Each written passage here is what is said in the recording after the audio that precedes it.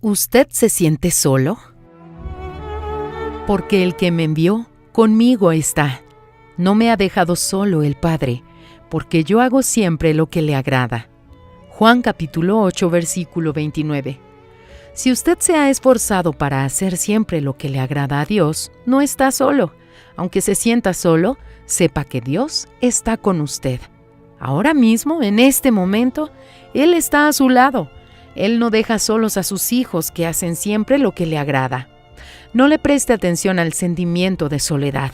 No alimente su sensación de tristeza. Use su fe para luchar contra ese sentimiento. Use su convicción en lo que está escrito.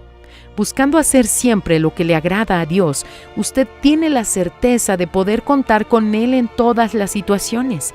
El mundo puede volverse contra usted. Sus parientes pueden rechazarlo. Sus amigos pueden darle la espalda. Pero siga hacia adelante, sabiendo que no está solo y que su fidelidad a quien lo envió será recompensada. Usted tiene la garantía de su presencia dirigiendo sus pasos hoy.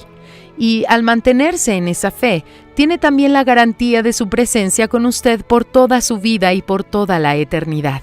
Eso vale cualquier lucha. Cualquier dificultad se hace pequeña delante de esa certeza gloriosa. Usted tiene una sociedad con el propio Dios. Medite en esta afirmación. Atentamente, usted tiene una sociedad con el único Dios, el Todopoderoso, el Creador de todo el universo.